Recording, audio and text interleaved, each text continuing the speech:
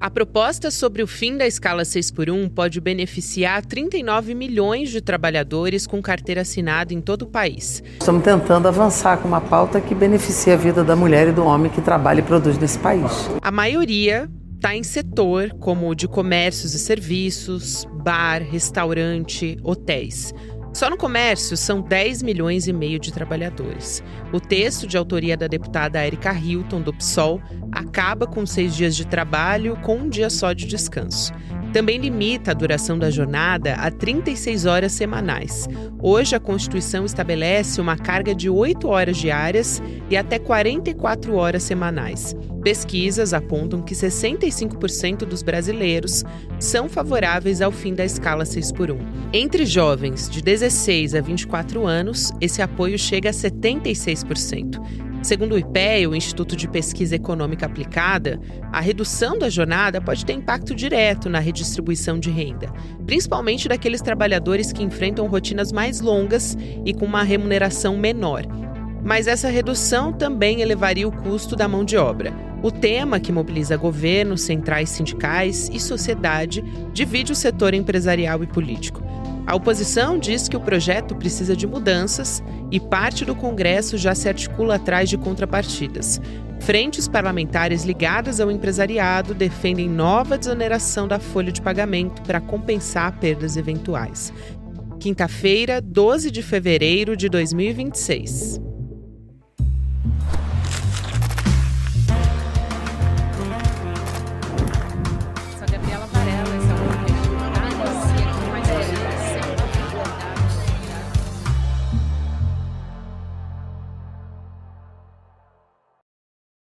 Olá, seja muito bem-vindo, seja muito bem-vinda. Eu sou a Gabriela Varela, está começando mais um videocast em detalhes e aqui de segunda a sexta-feira a gente analisa uma temática, uma notícia importante do momento.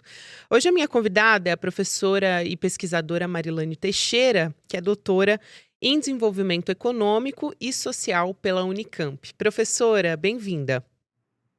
Obrigada, Gabriela. É um prazer estar aqui com vocês e fiquei muito feliz com o convite e a oportunidade de falar sobre esse tema tão importante, né? Eu fiquei muito feliz também, professora, por você ter aceitado vir ter essa conversa com a gente. E acho que a gente pode começar o nosso contexto trazendo um pouco de um aspecto histórico. Porque o que acontece? Hoje, nós temos setores empresariais alegando mais uma vez que o fim da escala 6x1 reduziria a produtividade, aumentaria custos, né?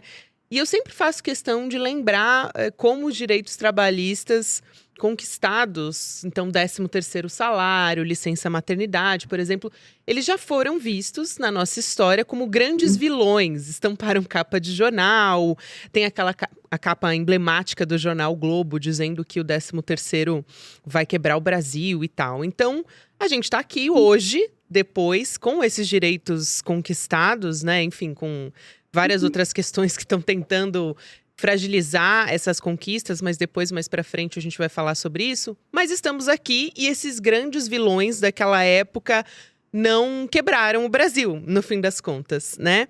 Então, eu quero te ouvir sobre isso, sobre essas implementações que são sempre tidas como um apocalipse, porque justamente há interesses envolvidos. Sem contar que se a gente for falar de uma perspectiva capitalista mesmo, eu não estou nem falando de qualidade de vida, que é a discussão que é importante, mas usando essa mesma lógica do empresariado e desse lobby, né? Um trabalhador descansado, obviamente, ele pode ser mais eficiente, ele pode reduzir custos também de afastamentos por saúde, enfim, mais ou menos por aí, né? Uhum. É isso aí mesmo, Gabriela. Bom, esse discurso de que toda vez que se entra na pauta, né, na agenda política, um tema associado ao trabalho, gera um descontentamento, obviamente um desconforto e uma reação altamente agressiva em relação ao que essa pauta, essa agenda pode representar para o conjunto da economia, né?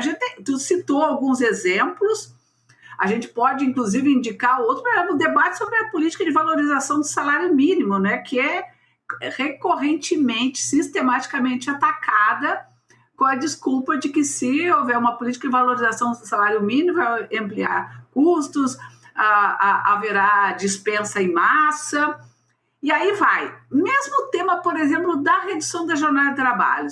Bom, se eu vou lembrar, as pessoas que estão nos acompanhando e que vivenciaram lá os anos 80, quando a gente reduziu a jornada de 48 para 44 horas semanais, não se mostrou, não tem nenhum estudo, inclusive, que indique isso, não tem nenhuma evidência que mostre que a redução da jornada para 44 horas representou quebra das empresas, demissão em massa, elevação de custos, as empresas perderam competitividade, nada disso. Os problemas econômicos gerados lá a partir dos anos 90 são decorrentes de outras questões, né, que foi o processo de abertura indiscriminada da economia brasileira. Então, o que as empresas? As empresas, os grandes negócios foram se adaptando, né, à nova realidade. Tanto que quando, em 88, a Constituição, né, federal definiu pela jornada de 44 horas, vários setores econômicos, inclusive da indústria, já haviam conquistado em 85 a redução da jornada para 44 horas semanais. Se a gente olhar esses últimos 40 anos, você já tem vários setores econômicos em que a jornada ou foi reduzida para 42, ou para 44, ou para 36. Então, nós temos ainda um contingente muito grande de pessoas que estão vinculadas à força de trabalho, seja no trabalho formal, seja no trabalho informal, que estão sujeitas a uma jornada extensa, inclusive superior a 44 horas semanais. Nós temos em torno de 20%, o que significa em torno de 20 milhões, 21 milhões de pessoas no Brasil hoje que têm uma jornada, inclusive, superior a 44 horas semanais, né? Então, sempre que a gente está se referindo aos direitos dos trabalhadores, então, em todas as esferas, sempre vai ocorrer uma reação, né? Do outro lado, de contestar e de apontar. No caso do tema, por exemplo, da redução da jornada de trabalho associado ao fim da escala 6x1, teve reações de indicar que o PIB brasileiro teria uma queda de 7%. Parte do pressuposto é que se a jornada for reduzida e a escala, as pessoas, se a gente for pegar o projeto, né, de lei original, que foi que, vamos dizer, foi o que colocou, né, o tema, recolocou o tema em pauta, que é o projeto da Erika Hilton, ele fala em uma jornada de 4x3. Então, os setores empresariais, parte do pressuposto seguinte, bom, as pessoas vão trabalhar 4 dias e vão ficar paradas 3 dias. Então, a economia não vai crescer. Quer dizer, é um absurdo, né? Porque é óbvio que isso não vai acontecer. A atividade econômica, ela vai continuar, até porque algumas atividades são essenciais e elas têm que permanecer durante 7 dias da semana. Nós estamos falando do trabalho, nós estamos falando das pessoas que vão ter as suas jornadas reduzidas, e não a atividade econômica que vai ser reduzida a 4 dias por semana. O que seria muito bom, né? Mas a gente sabe que setores essenciais precisam permanecer durante os 7 dias da semana, servindo, né, e prestando serviços essenciais para a população e para a sociedade. Professora, e aí o que alguns deputados estão fazendo, se movimentando lá no Congresso, é justamente para trabalhar nessa campanha de tentar descredibilizar de alguma maneira a proposta, né? Fazer esse terrorismo, mais uma vez esse discurso de vai quebrar o Brasil. E a partir dessa campanha, vamos chamar aqui de campanha, né? Venderem uma solução. Então, o Kleber Lourenço, que é nosso repórter aqui no ICL, eu conversei para entender melhor como é que está o termômetro lá em Brasília contra essa proposta. E nesse primeiro momento, o que ele me diz é o seguinte: o que eles estão fazendo é se colocar contra e encher ali de defeitos esses textos, né? Ver se algo realmente cola, sentir como é que isso bate na sociedade. E outro ponto importante que ele chamou a atenção é ver quem vai ser o relator disso na Comissão de Constituição e Justiça. Esse vai ser o maior termômetro, vamos dizer assim, para saber como é que o Centrão e a extrema-direita vão se posicionar claramente, até porque é um ano de eleição e eles não querem ter um custo eleitoral a partir do posicionamento deles, né?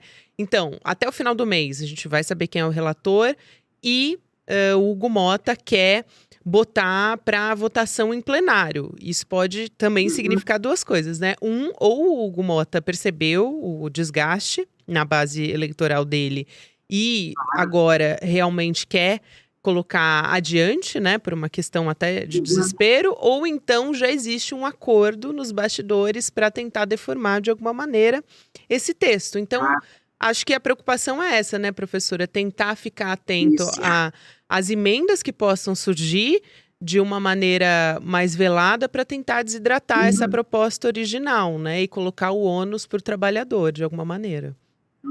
É isso mesmo, Gabriela. Eu acho que assim, tem um aspecto muito importante que diferencia esse momento político e essa agenda dos momentos anteriores, porque a gente tem muitos projetos que estão, vamos dizer, engavetados no Congresso, que tratam do tema da jornada de trabalho. Esse tema ganhou muita centralidade no final de 2024, porque ele vem associado, né, acoplado à discussão do fim da escala 6x1. Hoje, na boca da sociedade, qualquer trabalhador que você encontre, que você faz alguma menção à questão da jornada de trabalho, ele sabe exatamente o que significa o fim da escala 6x1. Então, tem um clamor, né, uma expectativa, uma perspectiva da sociedade de que, de fato, e principalmente da classe trabalhadora, muito entre os jovens, né, que estão justamente nesses setores onde há uma sobrecarga maior de trabalho, shopping center, trabalhando em supermercados, no comércio e o serviço de uma forma geral, que é onde ainda se mantém uma jornada extensa, né? Então, o Congresso, de alguma forma, ele está reagindo e está atento a isso. Por isso que o projeto andou. E claro que há toda uma tentativa de descaracterizar. Então, há pressão muito forte do setor patronal de indicar, não, tudo bem, nós até aceitamos reduzir a jornada de trabalho, mas nós queremos uma redução progressiva, que é um pouco o conteúdo, né, do relator na comissão que tratou, né, do tema antes de ser encaminhada agora para a Comissão de Justiça. Então, tem uma expectativa, a gente concorda, mas nós queremos reduzir gradualmente. A gente concorda com o fim da escala 6x1, mas a gente quer manter a jornada de trabalho ainda nos 44 horas e aí distribuir a jornada durante o dia, o que não pode, que por lei a jornada não pode exceder a 8 horas, e as horas extraordinárias têm que ser pagas na forma de hora extra. Nós até concordamos, mas nós queremos desoneração na folha de pagamento dos setores mais afetados. Então, veja bem, eles vamos dizer, admitindo, porque hoje é absolutamente inviável o Congresso voltar as costas para esse tema. Eles sabem da importância dele, da centralidade, principalmente no ano eleitoral, então eles estão sendo pressionados pelas suas bases, né? Mas eles querem justamente tentar descaracterizar o projeto na sua essência. Então já se fala, bom, tudo bem, podemos discutir fim da escala 6x1, mas querendo manter a jornada de 44 horas, que não serve para nada. Então, para nós, é fundamental que o debate do fim da escala esteja acompanhado da redução da jornada de trabalho. Agora, claro, Gabriela, que o debate político, né, o cenário político, ele é muito complexo. E na política, muitas vezes, você faz concessão de um lado, concessão de outro, para tentar, digamos que, salvar o que é melhor da essência do projeto. Eu te digo isso porque quando a gente começou a discutir a redução da jornada de trabalho lá no início dos anos 2000, e havia uma proposta de redução progressiva da jornada de trabalho em 5 anos para chegar às 40 horas, Uma parte do movimento foi contra. Não, nós queremos 40 horas já. Só que não teve nem 40 horas já e nem progressividade. Então, assim, eu acho que é a sociedade mobilizada, é a classe trabalhadora mobilizada que vai ser capaz de alterar os rumos dessa discussão no Congresso. Então, por isso que é muito importante avançar na redução da jornada de trabalho, avançar no fim da escala 6x1, vai depender muito da mobilização da sociedade. Agora, o que eu acho que é Gabriela, uma patifaria é novamente recorrer ao Estado e às desonerações para livrar as empresas. Assim, elas são umas coitadinhas, elas estão sempre no vermelho, e o vermelho no bom sentido, no mau sentido deles, né? Porque o vermelho também tem os seus bons sentidos, mas estão sempre no negativo, né? Então, é como se elas operassem sempre assim, os custos e as receitas estão sempre empatando. Então, qualquer movimento parece que coloca as empresas no negativo, e a gente sabe que elas têm lucros extraordinários. E mais, elas têm uma capacidade de resiliência muito grande. Elas conseguem se adaptar. Então, elas conseguem se ajustar de modo a ampliar seus níveis de produtividade, otimizar processos de trabalho que permite que elas possam, a médio prazo, se adequar a uma jornada de trabalho de 40 e 36 horas, que é, inclusive, a realidade de várias partes do mundo, né, Gabriela? Exato, professora. Acho isso super importante, né? Olhar para os países próximos e exemplos que a gente teve, né? E o Brasil trabalha mais horas do que países desenvolvidos, do que vizinhos também. Se a gente citar aqui Chile, México, enfim, já reduziram suas jornadas também. Tem um ponto que é também levantado, e aí a gente pode encontrar alternativas, mas acho que vale a pena entrar na conversa e esclarecer aqui. As empresas pequenas, né? As entidades falam, por exemplo, para o risco de falência de micro e pequenas empresas. No ano passado, eu conversei com a ministra do Planejamento, a Simone Tebet, que falou sobre a possibilidade de auxílios para tornar esse caminho viável para essas empresas. Como aconteceu quando o governo descobriu uma maneira de socorrer os setores que seriam muito impactados pelo tarifaço do Donald Trump. Então, trazendo esse exemplo aqui para ficar didático para entender. Mas existe um caminho viável, né? Seja por isenções fiscais, até quero te ouvir sobre esses caminhos viáveis, mas período de transição, né? Quais são as possibilidades para redução de jornada? Claro, Gabriela. Assim, por isso que vamos dizer, da dinâmica política, mas você precisa ter bons diagnósticos, né? Bons diagnósticos em relação a, de fato, como isso afetaria determinados setores.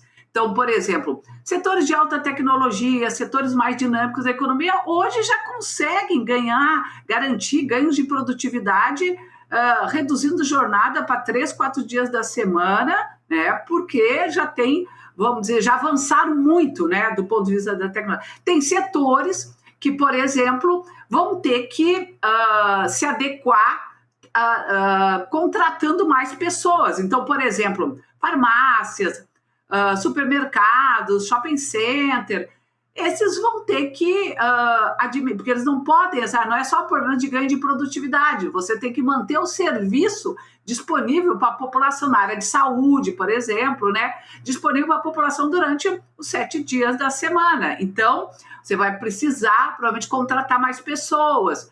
E agora, também tem um aspecto importante, que assim, o que hoje, por que pressiona, né, essa necessidade de redução de jornada de trabalho? Porque vários setores econômicos, né, têm, inclusive na imprensa, né, feito declarações dizendo o seguinte: olha, realmente não dá para manter essa jornada de trabalho porque nós estamos perdendo, nós temos perda de produtividade, nós temos uma rotatividade altíssima. Imagina, por exemplo, no supermercado. Contrata uma pessoa, treina, mesmo que seja para repositor de mercadorias no supermercado. Daqui a 15 dias ele aparece uma oportunidade melhor, que implica numa jornada menor, por exemplo, de segunda a sexta, ele não tem dúvida nenhuma em pedir dispensa. Então, para os negócios, isso é muito ruim. Então, as empresas, né, principalmente o setor de comércio, serviço, está sentindo isso, está se ressentindo disso. Então, eles sabem que, por exemplo, uma redução da jornada de trabalho, uma jornada mais razoável, pode, inclusive, melhorar a satisfação do seu trabalhador, da sua trabalhadora e melhorar os seus negócios e, inclusive, impulsioná-los. Porque se as pessoas vão ter mais tempo para poder se dedicar a lazer, a compras, às atividades culturais, toda a economia é beneficiada por isso, né? Inclusive do ponto de vista da geração de novos postos de trabalho. Agora, claro, tem os pequenos negócios. E aí a gente tem que pensar em estratégias. As estratégias podem passar desde uma redução progressiva da jornada de trabalho nesses setores, nesse segmento, para que eles vão criando condições de se adaptar, até em alguns tipos de incentivos.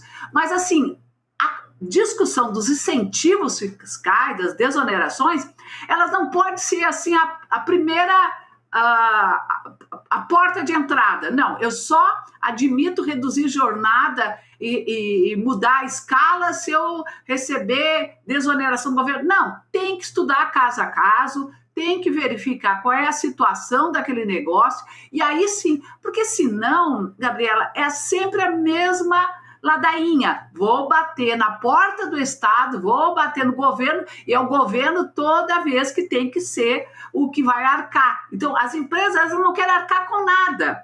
Elas ganharam, né, em termos de produtividade, lucros extraordinários ao longo de décadas. Por que em algum momento histórico elas não param e pensam que é importante repartir parte desses ganhos com a sociedade e com a classe trabalhadora, né? Claro, claro. E acho que esse caminho, professora, que você aponta, é fundamental olhar para essa discussão sobre a jornada, sobre o fim da escala 6x1, para um debate mais amplo, né, de desgaste dos direitos do trabalhador. Então, a gente tem um cenário em que o Brasil atingiu a menor taxa de desemprego da série histórica, um cenário de pleno emprego, então, o que pode ser visto também como um argumento para exigir essas melhores condições, propício para discutir o fim da escala 6x1, mas claro que, por outro lado, existe o cenário da pejotização, da informalidade. Nesse momento, tem várias ações que estão paradas em instâncias inferiores por conta dessa discussão que está no Supremo Tribunal Federal. A PGR acabou de apresentar um entendimento que vai na mesma linha do entendimento majoritário que o STF está construindo. Então, na mesma linha, por exemplo, do ministro Barroso, do Gilmar Mendes, de que a reforma trabalhista praticamente legalizou, vamos dizer assim, a pejotização. E o STF tem derrubado também decisões da Justiça do Trabalho que dizem respeito, que reconheciam vínculos de emprego em relações PJ e aplicativos também. O que a gente pode esperar dessa decisão do STF e como é que a gente também amplia esse debate, né, de falar sobre os direitos do trabalhador e desse desgaste? Claro. Bom, Gabriela, inclusive eu já, em uma oportunidade, escutei de alguém dizendo, bom, do que nos serve discutir agora a redução da jornada de trabalho, fim da escala 6x1, se todo mundo vai virar PJ, né? Falei, bom, não é bem assim, né? A gente está na resistência, mas eu diria que hoje, do ponto de vista do trabalho, essa é a agenda mais importante que para a classe trabalhadora, inclusive para o movimento sindical, a se concentrar. Eu acho que nós estamos realmente num quadro muito complexo, a possibilidade de abrir de forma indiscriminada a pejotização para todo tipo de atividade econômica pode representar uma ampliação muito grande e uma substituição, porque não vai representar ampliação de emprego, de maneira alguma, assim como a reforma trabalhista também não representou ampliação de emprego. O que ela fez foi substituir os contratos protegidos, formais, por essa forma de contratação. Por outro lado, olhando do ponto de vista econômico, eu não vou falar vou falar como economista, eu diria o seguinte, que para uma boa parte dos negócios, das empresas, não tem nenhuma vantagem em pejotizar toda a área, né? Seja operacional, seja inclusive da área administrativa ou de gestão ou CEOs. Não tem, sabe? Eu acho que assim, é um cardápio que está se colocando, né, disponível para os setores. Então, ele tem várias possibilidades. Ele pode contratar como prestador de serviço por meio de uma empresa terceirizada, ele pode contratar como MEI, ele pode contratar como PJ, ele pode contratar com um emprego formal, com carteira, porque tem setores, né, econômicos em que é muito importante manter uma certa fidelidade, manter um determinado perfil profissional, e ele sabe que só vai manter se oferecer condições de trabalho razoáveis, condições de trabalho dignas. O problema do Brasil é que nós temos estruturalmente um excedente de força de trabalho muito grande. Nós temos um número muito grande de pessoas que estão dispostas a trabalhar e não encontram trabalho. E se encontram trabalho em condições de muita informalidade, precariedade e vulnerabilidade, principalmente para as mulheres, né, e para as pessoas negras. Então, eu diria que se isso for realmente aprovado, ele vai, de alguma forma, consolidar um processo de desestruturação do mercado de trabalho brasileiro, que já é muito desestruturado, justamente porque nós já convivemos com quase metade da força de trabalho no Brasil hoje na informalidade. Nós temos 25 milhões de pessoas no trabalho por conta própria, nós temos 12 milhões de pessoas no assalariamento sem carteira. Então, assim, digamos, nós já temos um mercado de trabalho muito, muito desestruturado. Essa possibilidade, ela vai fortalecer, né, ela vai consolidar um mercado de trabalho que já é muito consolidado e que vai ter muitos impactos na frente. Por exemplo, a sustentação da previdência social, isso talvez um dos impactos mais sérios. E em qual eu acho que o governo, inclusive, deveria estar mais atento em relação a essa agenda, porque o impacto imediato é nas contas públicas, é no futuro das aposentadorias, né? Então, o que a gente tem para oferecer para as gerações futuras que esperam que chegar aos 65, 70 anos e poder ter acesso a um benefício que lhe garanta uma qualidade de vida para os próximos 20, 30 anos, né? Então, isso é uma agenda que não deveria estar só na mão dos juristas, só na mão do judiciário, do movimento sindical. Deveria ser uma agenda que envolver a sociedade como um todo, mas principalmente o Estado também. O governo teria que estar mais atento em relação a isso. Quero muito agradecer sua presença aqui. Foi um prazer te receber. Obrigada por essa aula. Obrigada também, Gabriela. Foi um prazer conversar com você sobre esse tema. A gente vai voltar a se falar, com certeza. Até a próxima. Obrigada. Professora, conversando aqui com a gente no Em Detalhes, professora que é pesquisadora também sobre esse tema, né? A Marilane Teixeira, doutora em Desenvolvimento Econômico e Social pela Unicamp. Falamos de impactos históricos e de como as relações trabalhistas são afetadas pelo poder, nesse caso, poder econômico, poder empresarial também. Nessa semana, a gente vai ter, aliás, nessa semana não, mas especificamente para você que me acompanha no YouTube, hoje teremos uma aula sobre o Pacto da Impunidade, uma aula aberta da nossa pós-graduação do ICL em Teoria Crítica da Sociedade. Então, você acompanha aqui no ICL, às 8 horas da noite, anota na sua agenda, 8 horas da noite, e também se inscreve em detalhesicl.com.br para poder participar. Deixa o seu e-mail que você vai ser avisado que a nossa aula está começando. Vale muito a pena acompanhar e estar dentro aqui das nossas discussões diárias. Essa semana, gente, juro que não foi coincidência, mas praticamente todos os dias a gente falou sobre temas que dizem respeito ao nosso histórico, às estruturas de classe, de poder e desigualdade no nosso país. Então, é um tema urgente. Agora, a gente acompanha o Mercado Investimentos na nossa programação, depois o Rolê ICL, e você pode também ouvir Em Detalhes em qualquer momento do seu dia nas plataformas de áudio. Tem conteúdo novo de segunda a sexta-feira. Até a próxima. Visualiza aqui a situação. Você está no encontro da família, você está na mesa do bar com os amigos da escola ou da faculdade e de repente surge um daqueles temas polêmicos. E aí você tá lá do outro lado, a tia do Zap, o cara da extrema direita, não sei o quê, e começa a argumentar do lado dele, você puxa os seus argumentos, a discussão começa a elevar ali o tom, a temperatura, e você precisa de uma grande cartada para inquestionavelmente ganhar aquela discussão. Pois é, o ICL criou uma ferramenta que vai te dar esse superpoder. É como se no meio da discussão você pudesse trazer para o seu lado o João César Castro Rocha, o Gessé Souza, a Marilena Chauí, o Michael Sandel, o Domênico de Masi, os maiores professores e professoras do mundo, mas de uma maneira rápida, prática e, detalhe, pessoal. É uma ferramenta que não existe no mundo e é fruto de mais de um ano de trabalho de uma equipe enorme do ICL. Ela muda o jogo completamente. Ela se chama Oráculo ICL e vai ser revelada no dia 26 de fevereiro às 8 horas da noite. O ICL está em todo lugar, na palma da sua mão,